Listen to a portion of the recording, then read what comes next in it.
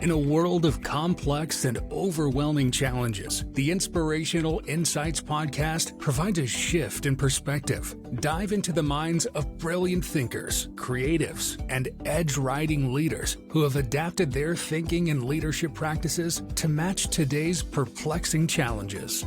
Your host, Donna Jones, leads captivating conversations with trailblazers from diverse fields who have transcended tough and complex conditions to contribute to a healthier world. Can we collectively break old habits to reinvent the human work-earth relationship and support the vitality and diversity of all life?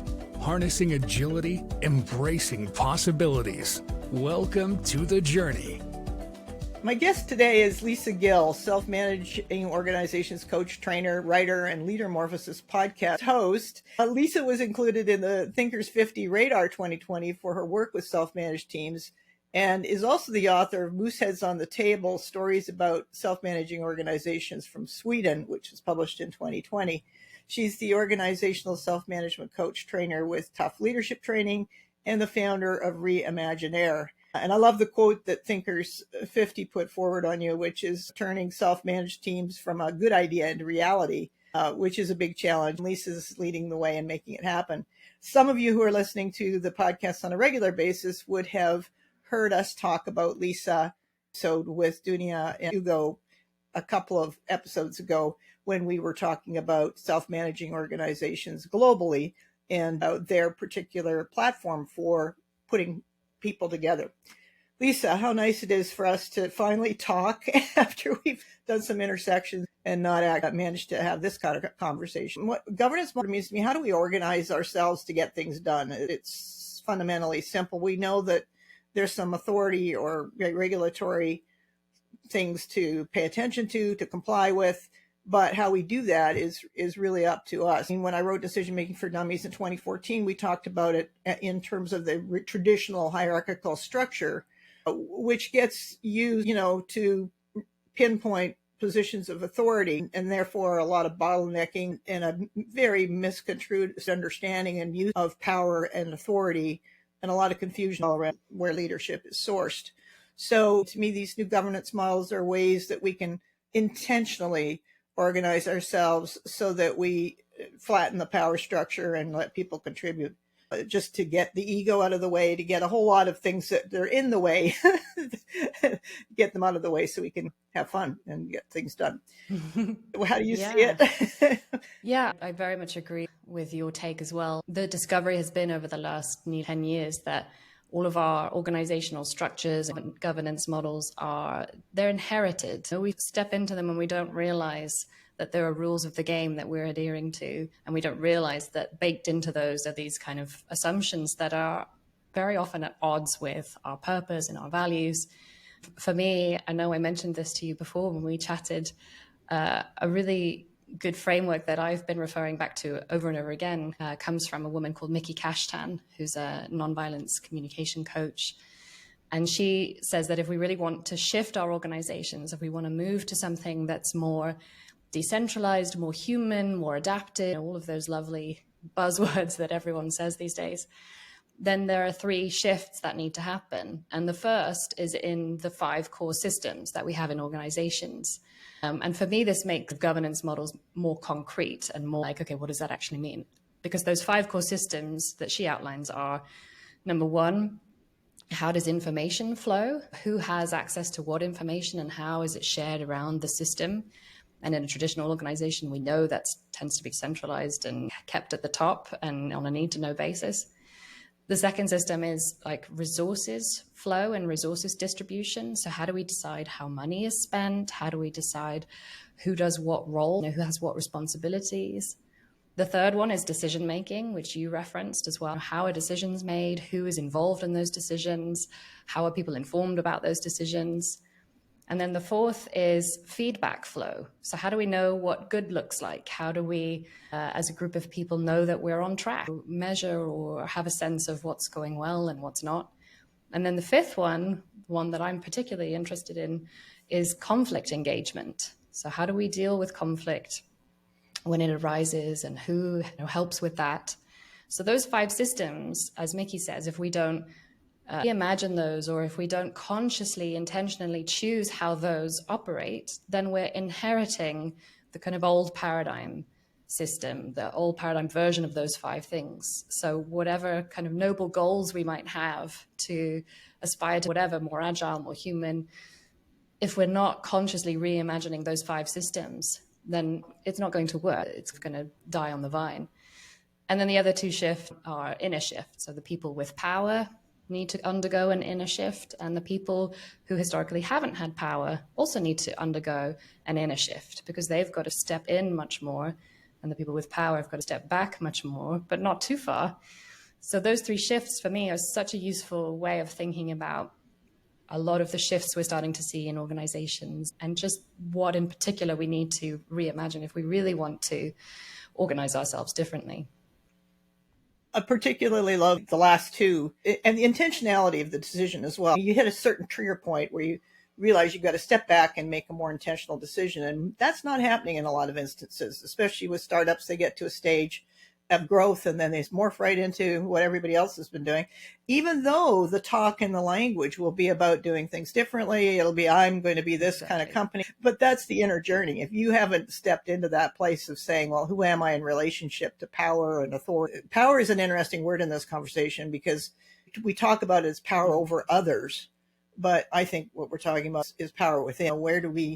Where do I sort our power? Do you want to talk about that a bit? Yeah, and you remind me of a really nice quote that one of the guests I had on my podcast recently, Bernadette Wesley, said, which is that you can't have power with, in other words, sharing power without power within. Because I think there's a funny kind of shift as well that needs to happen, which is that people end up in this trap, I think, of sometimes swinging too far, almost like a pendulum. Let's move away from top-down, rigid hierarchical structures. And if we swing too far in the opposite direction, then we can end up with this kind of leadership vacuum, abdication, chaos, lack of accountability, all of those things happen. And so I think there is this inner journey that we need to go on, which is not shunning power completely, because power is there, for one thing. We can't get rid of that. And also it's useful. Power and influence and leadership, these are useful energy sources that we need in an organization if we want to realize creative ideas, if we want to solve complex problems. But the trick is to be more conscious of it. So I really like what you say about power within. And I think that's also been a journey that I've gone on, trying to reclaim some of the ideas I have about power being evil and hierarchy being bad, and instead to have a more balanced view of when are these things useful, and if we use them consciously and intentionally, how can we use them for good, It's interesting. We've been talking about self-managed things and we need to get rid of the hierarchy. But hierarchy is quite natural in nature. In my conversations with Andras Rishak and other parts of the organizational network analysis components are about that recognition. But it's how we use it.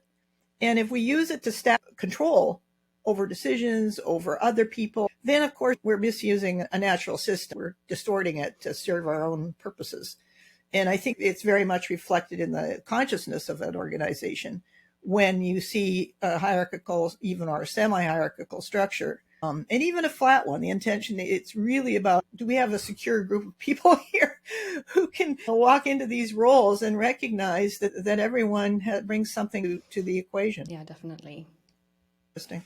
I also want to learn from you about styles of leadership and source of leadership because of your work with Tuff. And one of the beautiful things about doing that kind of role is listening to people and seeing how they think and feel and just the journeys that people are on. It's such a gift to do that. And it's such a range of conditions. When you think about styles of leadership, what comes up for you? Oh, many things. Maybe I can say something about how I came to work with Tuff, because it's relevant to this question, which is that when I first started learning about new ways of organizing, I was really looking at structures and processes. I had this thought that if we remove hierarchy and layers of management, then everything will magically be wonderful and we'll have these beautiful ecosystems of people in harmony. And of course, I learned the hard way that's not the case. And when I met Karen Tenelius, who's the co-founder of Tuff, she was talking about her experiences of coaching organizations to work with less or no hierarchy. And she had been doing that since the 90s, which also blew my mind because I had only just started discovering this stuff. This is going back to 2016. But she was talking about that for her, the focus was on kind of mindset and way of being, that if you don't address the paradigm, as Otto Scharmer says, the place from which we are operating, everything is colored by that lens. So any structures and processes you try to implement or install, again, they're not really going to work because you're installing them through that way of seeing the world. And I see a lot of people who don't like the word leadership in this context and the new ways of working movement. They're like, we don't need leadership. And I think that's a missed opportunity. I often say that these self-managing organizations are bossless, but leaderful. And the difference is that leadership is occurring everywhere. It becomes much more dynamic and it flows almost like water to where it needs to go. And in order to do that, that means we need to have a lot more consciousness and be aware of our pitfalls and gain a lot of self-insight. And usually that can be quite painful and uncomfortable and requires getting lots of feedback and input and support from other people. And then also we need to really upgrade communication levels. Karen often talks about above the surface and below the surface. If you think of an iceberg, and most conversations in organizations are above the surface. We talk about projects and deadlines and budgets and, how are we going to solve this and so on. But underneath is all of this stuff that's really affecting how effective we are or not. So things like our mindset. If we're all in a team meeting and we think this is impossible, then that's going to be in the way for us to find solutions. Or if I don't trust, the manager over there, or there's like a climate of cautiousness, all of these invisible but very powerful forces underneath the surface are influencing whether or not we achieve what we want to achieve, whether or not we can step into our leadership. Being able to talk much more about what's under the surface, to name it, is what allows us to then shift it or become more aware of it. We can put words to something and then get a shared picture of it and then decide, do we want to do something about this or not? But I think leadership for me is much more about, I was thinking actually about Adrienne Marie Brown, who was saying when I interviewed her recently that for her, leadership is becoming a lot about listening. A really powerful leader nowadays is someone who really listens and knows the right questions to ask. And I think that's really true. We're moving out of this phase of the heroic, charismatic leader, but it's also not about shunning leadership or that everyone should be equal. I think it's natural and human, as you said, to have hierarchy. So to acknowledge and appreciate each other's strengths and qualities and authority and influence and to be conscious of that is quite a skill. I don't think we've learned how to do that yet. Margaret Wheatley says we haven't really fully learned how to be in this age of relationships yet. I completely agree with that because it means being much more mindful. I just finished reading Ellen Langer's work on that beautiful contrast between mindful and mindlessness. And it just nicely frames up those unconscious activities that take place in organizations or in relationships or teams or whatever layer of interaction you want to choose that need to be much more mindful in order for us to really navigate the context we're in much more successfully. Talk about sources of leadership. We have alluded to the shift. What do you see on the path to the true source of leadership? When you say the word source, it makes me think of source work, which comes from Peter Koenig, but also my friend Tom Nixon has really been a big proponent of writing about it and putting it out into the world. And that's for me been quite a journey because a lot of that work is about integrating different parts of yourself. Maybe to start first by saying what I mean by source, for those who aren't familiar, in this kind of lens, you could call it, a way of looking at groups of humans and creative initiatives. There's a role called source, which is a special role that someone can play. It's usually the person who takes the first risk in realizing or starting a creative initiative, whether that's an organization or a community. And that person is almost channeling the vision. So they have a vision, they want help in realizing it, and kind of call on and recruit people to help them realize that vision. They bring them into a creative field. And that makes a lot of people uncomfortable in the world of self-management, and because it sounds suspiciously like hierarchy. But the difference is that again, it's acknowledging, in a way, Tom talks about creative authority, that in order to realize creative ideas, there is usually one person has a clear vision of what that looks like. They may not have this series of steps or instructions or rest. Good source is one that is like a humble visionary. That's a phrase that Tom uses, I like, which means that I'm able to choose when is the right moment for me to say, here is what my vision is, and when is the right moment to listen to others or to involve others, enlist them in helping me get clear. And also a good source is a source that is able to allow others to tap into their sourceness.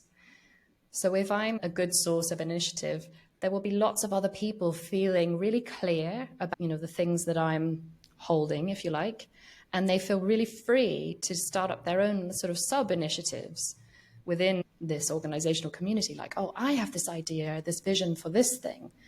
And then we all say, great, so you be the source of that. And who wants to help realize that idea? And we can map it even. He has this tool, Maptio, where you can map these initiatives. And for me, it's really healthy to make clear and transparent all of those different sources, those different people exercising their creative leadership. And it doesn't take away my agency. It doesn't mean I'm in a top-down hierarchy, because we're choosing it, sort of conscious, and we can name it. And that's very different compared to an inherited hierarchy. And so then the work becomes about becoming a better listener, becoming more in tune with my ability to vision things or enroll people in helping me kind of realize a vision, which can be very vulnerable and a bit scary. And being really clear on needs as well. I think that's a really nice skill to develop in this new way of organizing. Like, my needs in working on this thing are that I want to have a certain amount of work-life balance, for example, or I'm really looking for someone to help with this, and I'm particularly interested in this part.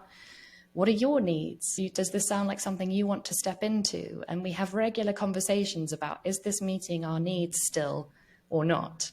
So that at any moment someone can step out, or I might step back, and then I might ask someone else to step in as the source if it meets a need for them. So it's a much more kind of dynamic flow of creative and leadership energy, really. So that's a framework or a lens that I really like. I think is quite a nice complement to moving away from top-down hierarchies, but not ending up in this trap abdication or a leadership vacuum or creative entropy, but something in between. There's so much nuance in what we're talking about.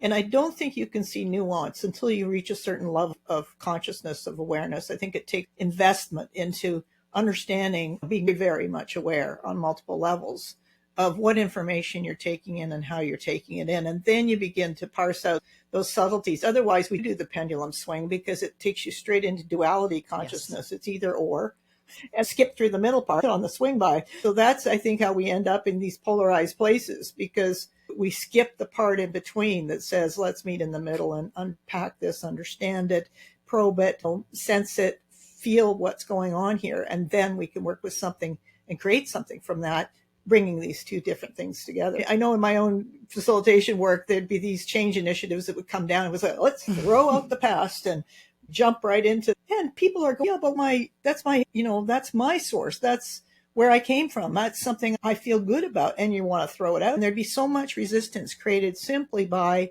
a lack of awareness on what matters to people and what has meaning for people as well. So values and meaning. But when you understand that, you could design something and facilitate something that respected where people had been as part of the journey and then forged ahead from there. And I think that awareness of that duality swing is disturbingly still present. There's plenty of opportunity to stop relying on other things for answers and start looking within ourselves for these answers. And the questions definitely. Too. And I think as I listen to you say all of that, I so agree. And I think I'm realizing that one key skill in being able to do that is to be comfortable with discomfort. Because I think the convenience of the either or, the binary, is that there's some clarity there. So I can understand how, because I also did this myself, how it's easy to end up in that pendulum swing and say, okay, no hierarchy, no leadership, because that's clear. And figuring out this kind of messy, in between, middle, haven't really experienced it yet place is uncomfortable. And I think it does require holding a lot of ambiguity and uncertainty and people having different needs. An example to get specific is A lot of people say to me, we tried to introduce self-management in our organization, but we really struggled when it came to performance management or career progression, because some people felt really uncomfortable with the ambiguity. They used to have a line manager and they knew they had this process, and maybe it wasn't very empowering, but they knew where they stood. They knew how to apply for a promotion. They knew what they needed to do and so on. So we went back to the old system. Instead of doing that, it's like seeing that there is another path. It's not either or, it's not A or B, but saying, okay, so some people have this need for, what is that need exactly? Is it that they are looking for more support, mentorship or coaching or structure or clarity? What's missing? And is there something that if we spend some time listening, gathering those different needs, is there something we could develop that would meet more needs than reverting back to something or defaulting without really exploring to something that was familiar? And then you get something entirely different, and it looks totally different in every organization, because it only happens when you engage that unique group of human beings and their unique needs and their unique skills, and create something that works for you. I think that comfort with discomfort, unfortunately, there's no shortcut. It takes a bit of time, and it takes a bit of sitting in that crunchy space to get to something. It's actually embracing the uncertainty and the mess. And Andrew Holm and I talked about this when we looked at what Matt Black Systems did with their morphosis from more of a structured organization into something that's fractal and flat. They went through that step into the mess part, because that's where the discoveries are made. That's where things pop up that you don't get when you just fly by and dismiss things as being either or. It's that space where you can really understand, what are the options here? What are the possibilities here that I'm overlooking because I'm just reverting back to what I feel is comfortable? So it's stepping into the mess with a spirit of discovery, of curiosity, of exploration, and understanding. And it goes back to trust. And you mentioned transparency. To me, transparency and trust go hand in hand. And if you make things visible, if you make things transparent, people know what's going on. The story of the Fukushima plant that didn't melt down is one I told for the Islands talk a couple of years ago. It's the brilliant story of when you're uncertain, completely uncertain about multiple and dynamic situation, that you simply name it. And that in itself makes it more certain. Just by naming our uncertainties, we know what we're uncertain about, as opposed to having them swim around and wreak havoc in one's mind. It brings it down to a layer of reality that we can actually work with. It goes back to what I said before about leadership being about talking much more about under the surface. Because in that situation, I think the tendency is, okay, this is a really uncertain, ambiguous situation. Oh, I need to, as a leader, convey that I know what to do or create security. And we go into this parent-child mode of, I need to take care of things, I need to do this and that. But actually, it's denying the reality for everyone. It's the opposite of psychological safety if I do that. It's what Amy Edmondson calls framing, I think. If I say, so this is new, we've never been in this situation before, I'm quite scared, if I'm honest. We're in uncertain territory here. Therefore, I think we need all of our hearts and minds to engage with this. Let's talk about what we need to do. Naming it takes care of something, I think. And then something else becomes possible, because you're bringing into the room what everyone's feeling anyway, but you're naming it. Making it real. What's the overall direction? What's your sense for where companies are going? Europe was considerably different from what we've got in North America, which is a real tenacity, grip on the surface level and reluctance to dive deeper because it'll make me look bad, or there's still an element of status that runs through that. Who am I in relationship to the world, and how do people see me? So there's that whole connection between stepping into what I would think is vital journeys to understand ourselves better, to raise that level of consciousness and awareness and have options in front instead of just defaulting, making those decisions more intentional. But what are your thoughts? Yeah, I noticed that too. And I speak to a lot of people in North America who is doing this stuff as really precious because there aren't many people. So they cling to, okay, I'm not the only person. So it is certainly this movement. It seems to be more mature in Europe. There's lots more popping up all over the place. And I know like Dunia and Uga, for example, with their Jobs with No Boss website, they've got hundreds of companies just in Spain alone, for example. which is really encouraging. But I also see organizations like there's quite a growing movement in Japan at the moment, for example, with a group of people who've really taken to Frederick Laloux's Reinventing Organizations work and also Tom Nixon's Source work. And it really seems to align with a lot of their cultural, like ancient wisdom and way of thinking anyway, which is really cool. And also in Latin America, there's quite a growing movement of organizations that I've been talking to on the podcast and that have been, organizing themselves in various different communities. So that's really inspiring. Another trend I'm noticing is that in the UK, for example, an increasing number of organizations in the health and social care sector who are really starting to embrace these ideas and read my book and others kind of space and ask for help in how to do it. Not because it's cool. There are a lot of companies in the tech and software engineering space. It's a natural progression on from agile.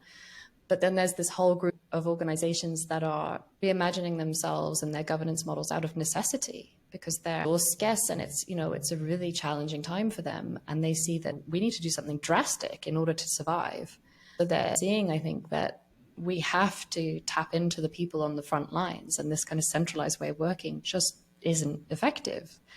And that's really scary because I think a lot of those organizations have a legacy of sometimes fear-based culture for kind of former managers and former individual contributors. It's quite a big ask to say, now you need to let go of power, or now you need to step up. So the people who have to suddenly step up are really scared of, well, is this a trick? What are the consequences going to be?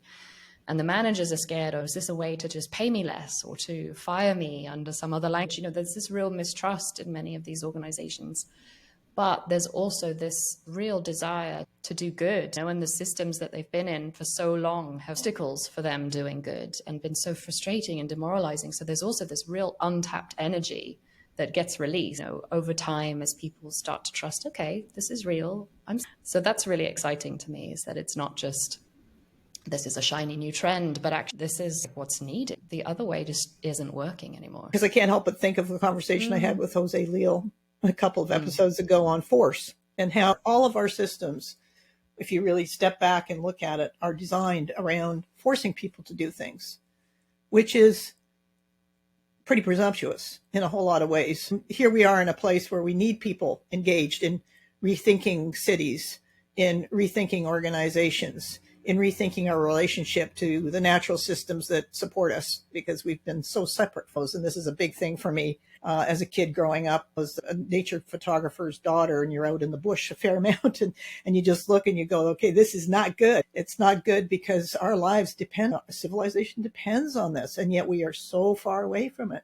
So I think it's a real place where we're going back and touching the realities in a more bold way, in a way that simply takes a breath and then steps into those uncertain zones. That's where we learn the most. It's not in this clarity and certainty.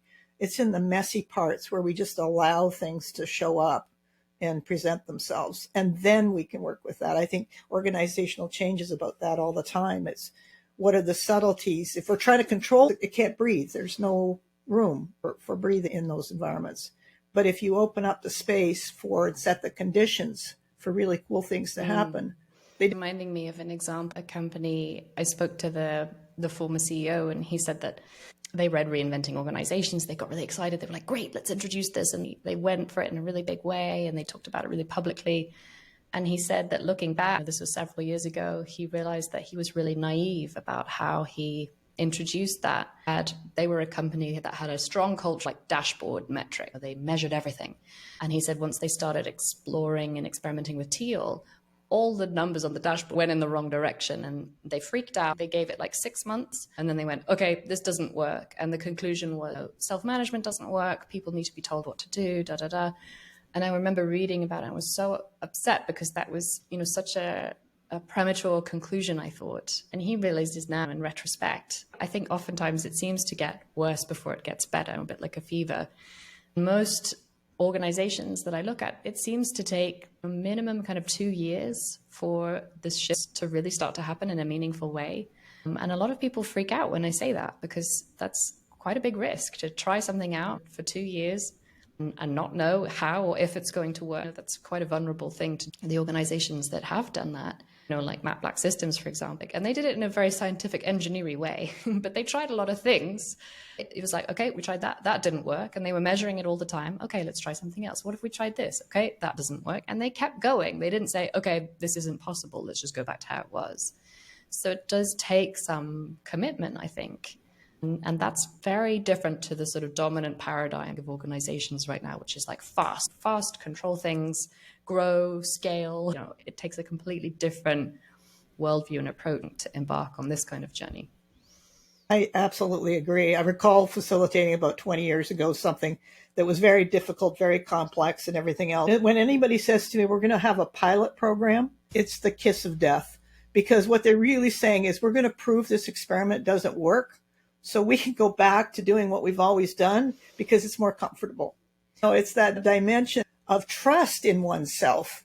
I really can handle things that I don't think I can handle, but I can't find that out till I try it, till I step into it. And the level of compassion one has to bring to yourself and to an organizational transformation is quite high, because it's those moments where, okay, things are not working the way we thought they would, and our dashboard's not functioning.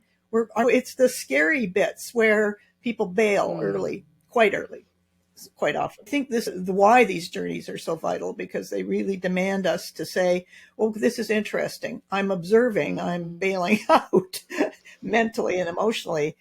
I need to look at my shifts. So it's really a combination of some practices that keep you on pace with your emotional journey, which is reflection, naming it, as you said earlier, just putting it out, here's where I am with this. And then people can support one another. Setting up resistance to a transformation initiative is so unconsciously done and yet powerful that it needs to be equally, if not even more, conscious to be aware of how to do it in a compassionate way while using your dashboard of metrics, not abandoning paying attention to what's going on, but paying attention to what's going on multiple levels instead of just on one, seeing things from a distance. I so agree. Yeah. And I love that you use that word compassionate, because I think that a lot when people say to me, many times leaders who have introduced this change, they ask me things like, what do we do? Because some people are really taking to this and really thriving, and other people either really disagree with it or they're slow to take it up. What do we do? There is where the compassion is really important, to be compassionate, that everyone grows at their own pace and people take different amounts of time, they need space. And then the second kind of C word is, for me, curiosity. Like, can you be compassionate and curious? Okay, that doesn't mean these people are wrong or bad, or that this change we're trying to go on is wrong or bad. But can we be compassionate and can we be curious? What is it for you that is challenging? What would you need in order to feel more, take some risks here, or to step in, and what's missing? To really be curious and ask those questions and really, really listen, I think is really key. Instead of trying to solve it, I think that's the other pit. It's like, okay, it's not working. Let's go away, a few of us, into a darkened room somewhere and conjure up some solution for how to get it to work. That's just going to create the same. But it's going out and really asking, what for you is not working? I'm sensing that some things, that there's resistance. What's that about? I really want to know. Please be honest. And then you'll really get people to start to safe and step in, and you might uncover solution or ways forward that you're not going to get if you just try and intellectually figure out some kind of solution. I'm recalling now a moment where you're observing, developing the capacity to self-witness what's going on. So that's the one dimension of it. But the other one is the temptation to control is high if you're used to controlling situations and trying to make yourself feel safe. The temptation to control is high. So it needs a fair measure of self-discipline to hold back and not take that step to control, but just simply to hold back and allow something to show up nicely. I had a poster one that said, self-discipline is what horses have that keeps them from betting on people. That's great. And as a rider, as a horse person, I thought, that makes sense. So it's that place where we exercise and be aware of timing. And that's a very intuitive call. So it's not one you can make without a fair measure of emotional intelligence, certainly a fair amount of empathy. These are all layers of leadership development or personal development that I think necessary to get into those discomfort zones and keep breathing and feel confident that you're going to pull through this self-efficacy part totally. of it. And I also want to say that sometimes when we talk about that, it can sound like a tall order that I have to be some kind of Zen Buddhist monk. But actually, I've seen so many examples where it's really powerful when someone names that. And I'm thinking about an example to go back to Matt Black Systems again. Julian Wilson, one of the owners, tells this story about when there was a fire at Matt Black Systems because the building next door caught fire and then it spread to their office. And he noticed in that moment that urge to control again. He had been doing really well and then suddenly an emergency happened and that kind of lure grabbed him and he wanted to be the hero and control things. But the team were like, it's all right, Julian, we got that. We'll do this, we'll do that. You take care of the insurance and we'll do everything else. We're fine. And the fact that he can name that and be honest about, if we can do that in the moment also and say, that's interesting. I'm noticing I have this really strong urge now to try and control things. And I really don't want to do that. So let me pause that urge. And instead, let me ask you, what do you think we should do? It's just being honest and naming that, which makes it human and safe and others feel able to do the same. I've heard so many examples of turning points where someone does that. So they don't need to be superhuman. Actually, it's sort of acknowledging that we are human, and that is much more powerful.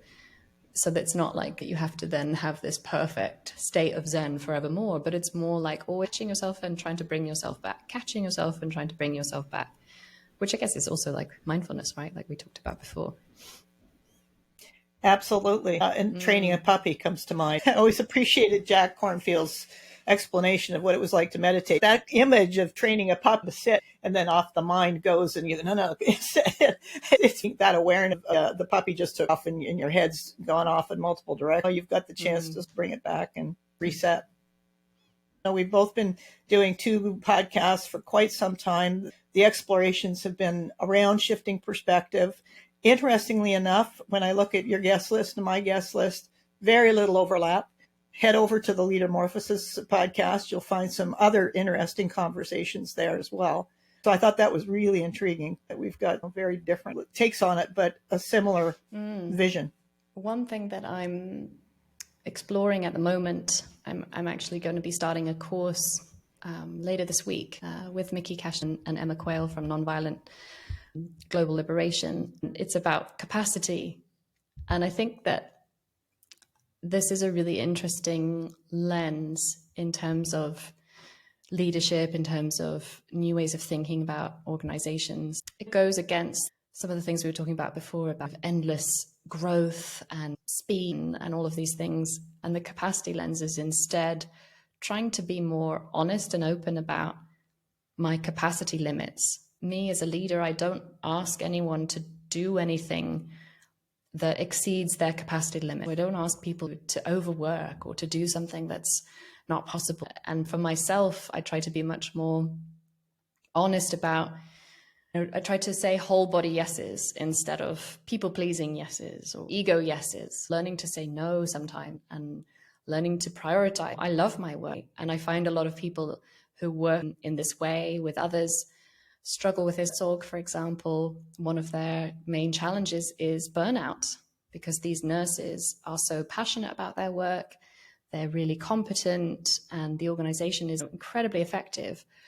But when you're really committed to your work and your purpose, you can go too far. I think it's because the paradigm of the society, that this kind of capitalist extractive paradigm is so strong that it's really hard, even when you don't have a boss, it's really hard sometimes to, make sure you also get time to rest or have more balance or take vacation. It's like, I don't have a vacation allowance anymore. And yet I have to be really careful about booking in time for me to rest.